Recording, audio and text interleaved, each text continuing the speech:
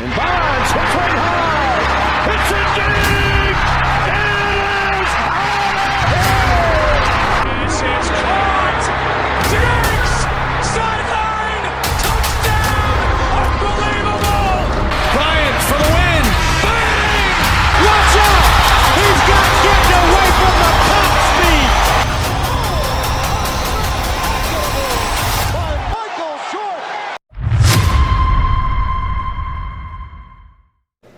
What is going on, everyone? Welcome back to another SGN video where it's all sim all the time, and I'm so excited to bring you guys this Madden 24 slider update video. It's been a couple months since we dropped the original, and the game was ready for an update, man. Let's just put it that way. And I'm so excited to bring this to you guys to launch 2024.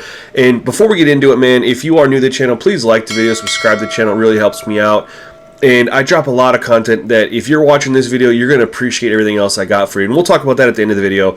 But this video, man, first of all, shout out to Mike McFadden, former MUT Guru at EA for many years, man. He saw one of my tweets that I posted about my frustrations with EA and Madden on all Madden difficulty. And he hit me up on Twitter, and he gave me some insight that literally drove this slider set and helped create it. So shout out to him. This wouldn't really be possible without the information he gave me. So without further ado, guys, subscribe to the channel, like the video, and honestly, consider being a member. You could have had this video 3 days sooner if you weren't a member. Thank you to all those of you who are members, man. Props to you. Appreciate you so much. Let's go into the settings now. If you've been following my Madden slider setups for a couple years now, you're going to know the main menu settings. We haven't touched a thing. So the main thing we're going to do is a skill level is all Madden. Game style we're going to have at simulation. Now I do want to stop for a minute and talk about what it says for simulation. I don't think a lot of people pay attention to this, but it says that the NFL plays true to player and team ratings. I don't know how accurate that is. Penalties, injuries, and fatigue reflect real life, and there's potential to experience unexpected. Well, we know penalties don't work as intended, but the potential to experience the unexpected is the big issue there. That I think simulation has that scripted feel, the you don't have control feeling, and so we're gonna just keep that in mind when we go forward. Passing type, placement, and power. We're not doing placement and accuracy because you can take a bad quarterback and have perfect accuracy and be better with him than you should be. Now, as far as freeform reticle speed, visibility and stuff, that's user preference, but you definitely don't want to have the slowdown turned on. Gameplay helpers, these are all mandatory other than defensive switch assist. I have it on. So, I mean, if you want to have it off, go for it. But I literally have it on. So don't feel like you can't have it on. But ball hawk needs to be off. Heat seeker can be on or off. It's up to you. And then the player sliders right there in the bottom are mandatory as well. Now, penalties, we're maxing them all out. It's super easy, guys. Just max them all out inside the main menu, as we've done for many years as well. The player skill, we're going to zero out everything for the player except for special teams.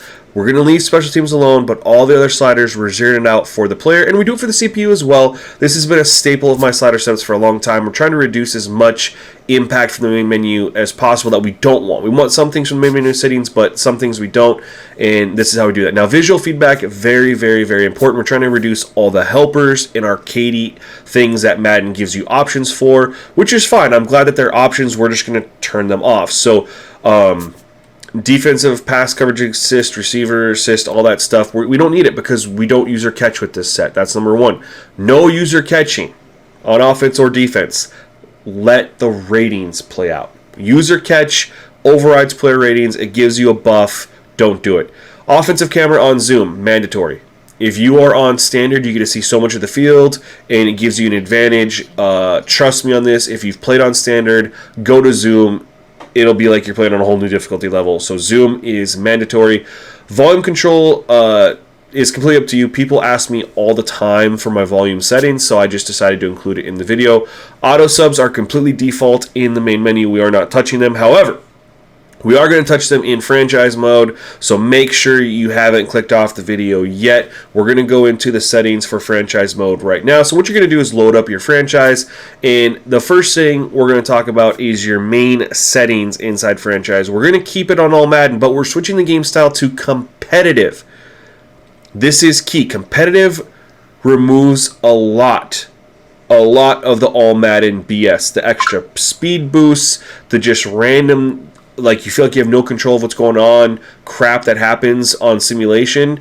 Competitive seems to fix the majority of it. Now, these aren't slider related, these are franchise settings related, but I do recommend doing play call cooldowns to prevent you from exploiting highly successful plays, as that's a thing in Madden still. Also, these are built with home field advantage turned off, because home field advantage is very arcadey, gimmicky, and not realistic at all, and neither are abilities. Now, the superstar abilities for the most part are pretty realistic, but X factors are just beyond arcade. The point, people, you can't fumble, you can't throw interceptions, you have perfect accuracy in certain scenarios. It's just beyond. It's not simulation. If you're here, you're wanting simulation realistic football, so we're turning off superstar abilities. Next, we already talked about auto subs, so we're going to go ahead and get into auto subs right away before you guys skip that. Now, auto subs are very, very important to this setup, especially the offensive line here at the bottom of 1 and 0. It's very, very important that you have that set. This is important for pass rush and offensive line gameplay, so you need to have these here. Defensive tackle 90-85, defensive end 90-85. Those are strongly recommended as well. Everything else is default, so auto subs really don't take you that long. Just make sure you hit accept and continue at the bottom. If you just hit circle, it will not save it. That is very, very, very important. So now we're going to go ahead and hop into the gameplay sliders. What you're going to want to do is make sure you hit reset on your controller and then triangle or Y to import the custom sliders from the menu. They'll all be 0, and set them how you see here. Now we're going to talk about run blocking for the user.